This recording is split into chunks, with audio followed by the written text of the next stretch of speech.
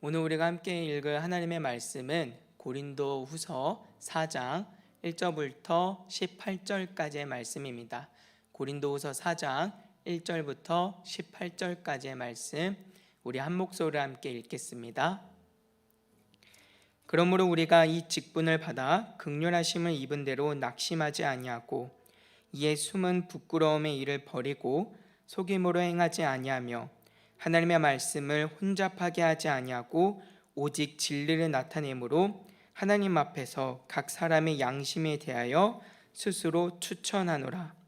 만일 우리의 복음이 가리었다면 망하는 자들에게 가려진 것이라. 그 중에 이 세상의 신이 믿지 아니하는 자들의 마음을 혼미하게 하여 그리스도의 영광의 복음에 광채가 비치지 못하게 함이니 그리스도는 하나님의 형상이니라.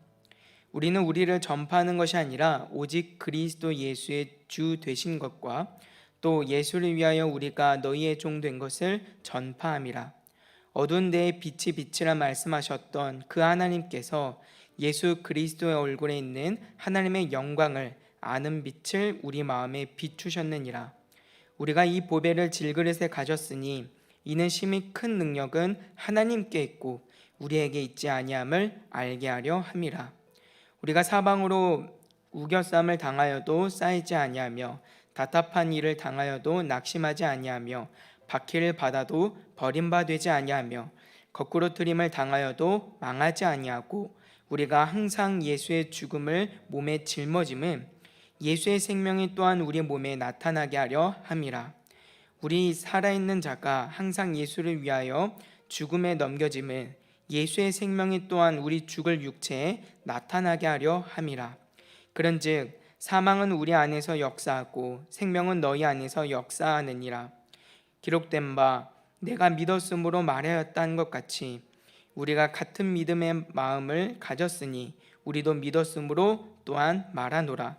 주 예수를 다시 살리시니까 예수와 함께 우리도 다시 살리사 너희와 함께 그 앞에 서게 하실 줄을 아노라.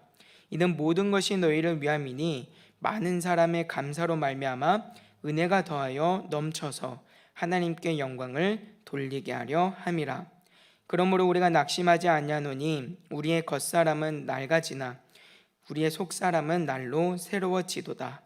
우리가 잠시 받는 환난에 정한 것이 지극히 크고 영원한 영광에 중한 것을 우리에게 이루게 함이니 우리가 주목하는 것은 보이는 것이 아니요 보이지 않는 것이니 보이는 것은 잠깐이요 보이지 않는 것은 영원함이라. 아멘.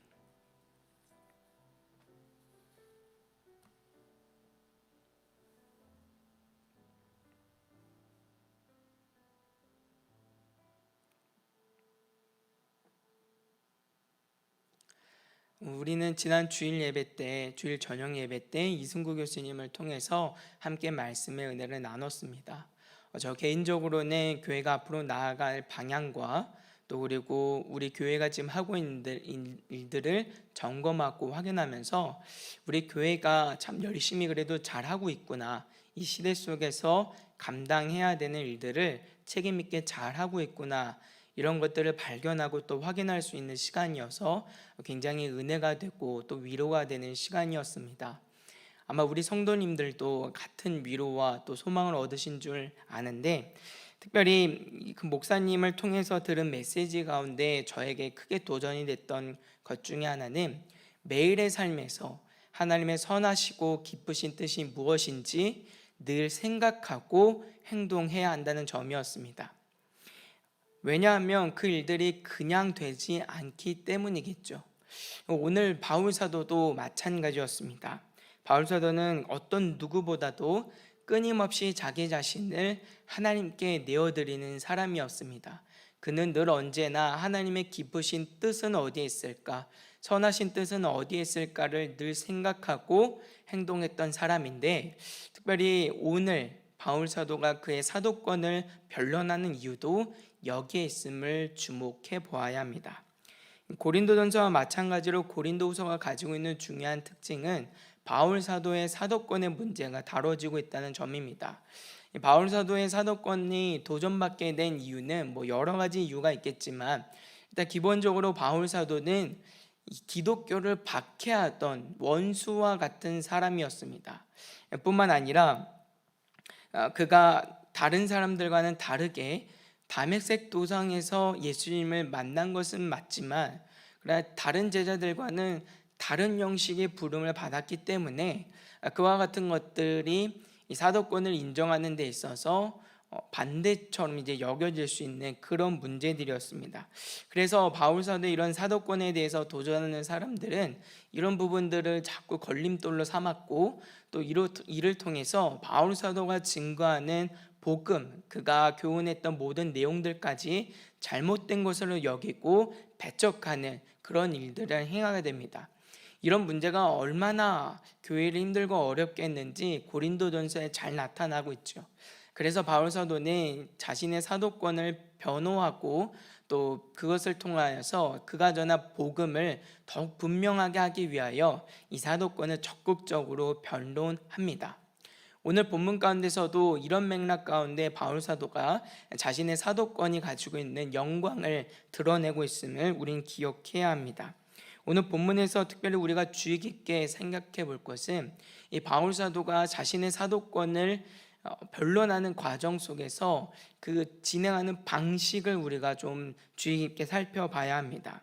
그는 사도직의 영광스러움과 이 신성함을 특별히 강조하면서 그것을 예수 그리스도의 고난에 연결하고 있다는 점을 우리가 주목해 볼 필요가 있는데, 이는 당시 바울 사도가 사도로서 이 역할, 이 사역들을 감당하면서 수많은 고난과 어려움들을 체험했기 때문에 그렇습니다. 아시아에서 복음을 전할 때는 생명의 위협을 받았고 또 수없이 채찍과 돌에 맞아 죽도록 내버림을 당하였고 또 투옥되기도 하였습니다. 더군다나 바울 사도는 그 스스로 얘기할 때 육체의 가시라 부르는 이 지병도 있어서 늘 고통당했던 것처럼 보입니다. 그리고 바울 사도가 사역하는 가운데 이런 모든 경험들은 이 자신의 사도권을 도전하는 자들에게 빌미를 제공하는 일들이 되게 됩니다.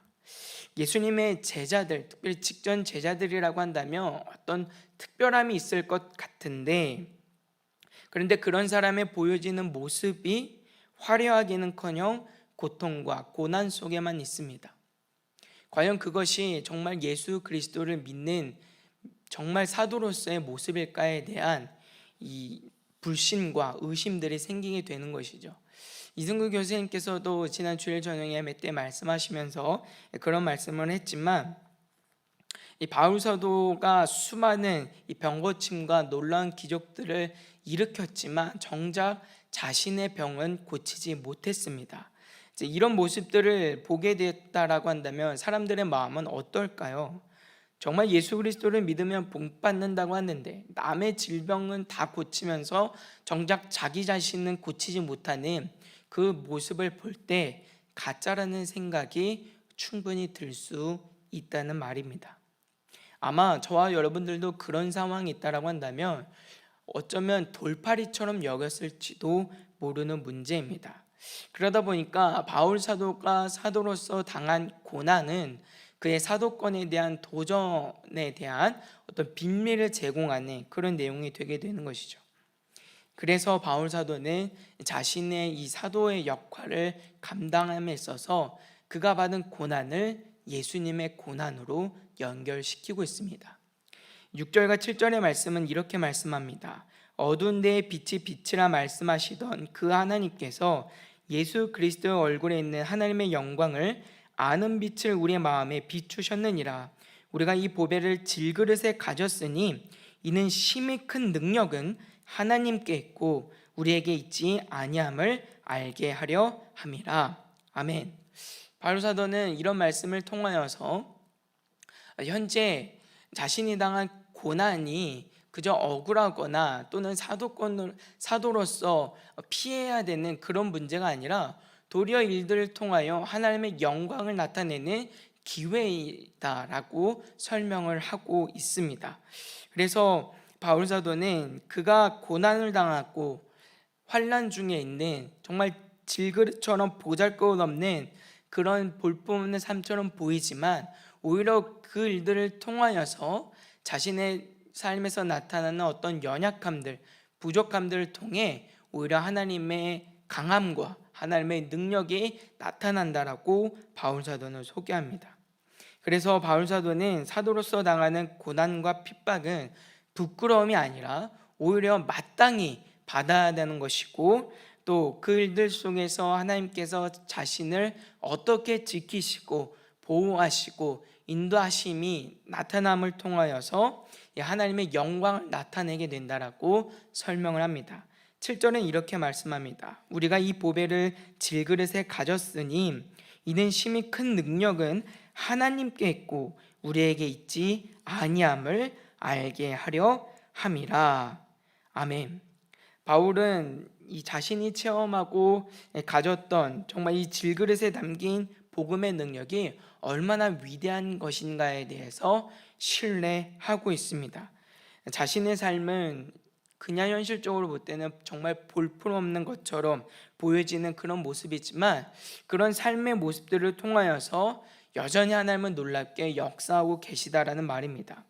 그래서 10절과 11절의 말씀에서 바울 사도는 우리가 항상 예수의 죽음을 몸에 짊어짐은 예수의 생명이 또한 우리의 몸에 나타나게 하려 함이라. 우리 살아있는 자가 항상 예수를 위하여 죽음에 넘겨짐은 예수의 생명이 또한 우리 죽을 육체에 나타나게 하려 함이라. 이렇게 고백합니다. 복음을 증거하는 바울 사도는 온갖 박해와 방해 또 환난들을 당하지만 오히려 그 속에서 그들을 통하여 하나님은 참 생명 대신 예수의 그 생명을 나타내 보이신다는 말입니다. 성도들에게 그것을 보이시고 또 그들로 말미암아서 예수의 생명을 가진 자들로 또 서게 된다는 말이죠.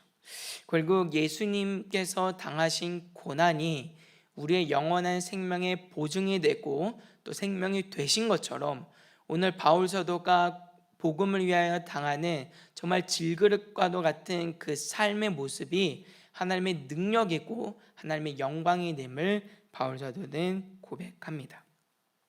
그리고 그 일들로 말미암아 자신의 연약함을 통하여 도리어 하나님을 믿는 자들이 더 많아질 것에 대한 기대와 소망을 갖고 바울 사도는 오늘 또 주어진 이 사도의 역할과 직분을 감당하고 있음을 고백합니다. 오늘 바울 사도와 같은 고난에 대한 이해 또 그리고 감사가 우리에게 있어야 할 줄 믿습니다. 이 고난과 환난은 질그릇과도 같은 나의 삶을 깨트립니다. 그리고 그 삶이 깨어질 때, 내 연약함과 부족함이 드러날 때 비로소 그때야 하나님의 영광이 나타남을 성경 우리에게 보여줍니다. 아직까지 꺾이지 않는 우리의 고집은 무엇입니까? 아직까지 내가 포기하지 못하고 있는, 내가 붙들고 있는 세상의 것은 무엇입니까? 오늘 바울 사도는 고난과 환난을 통하여 그 모든 것들이 깨어짐으로 말미암아 나의 나된 것이 하나님의 은혜이고 하나님의 영광임이 드러나게 될 것을 소개합니다. 오늘 저와 여러분들의 삶이 그런 삶이 될 수 있기를 주님의 이름으로 부탁을 드립니다. 그래서 정말 질그릇과도 같은 내 삶을 통하여 여전히 하나님은 일하시고 하나님의 영광을 나타내심을 기억하고 감사하면서 오늘 또 주어진 삶의 자리에서 하나님의 선하시고 기쁘신 뜻을 쫓아 살아갈 수 있는 저와 여러분들 되시기를 주님의 이름으로 부탁드립니다. 기도합니다. 사랑의 아버지 하나님 감사합니다. 하나님 아버지, 오늘 귀한 또 말씀을 통하여서 우리가 복음 때문에 당하는 고난이 우리에게 불필요한 것이 아니고 도리어 하나님의 영광을 드러내는 정말 하나님의 은혜요 하나님의 강함임을 교훈받습니다. 하나님 아버지, 아직까지 꺾이지 못한 나의 고집과 또 놓지 못하고 있는 세상의 것이 있다고 한다며 고난과 이 환난을 통하여서 정말 질그릇과도 같은 내 삶이 깨어지게 하여 주시고 또 일들을 통하여 나의 강함 되시고 나의 연약함을 도우시고 채우시는 하나님의 능력과 영광이 나타나게 하여 주시옵소서. 감사하며 예수님의 이름으로 기도합니다. 아멘.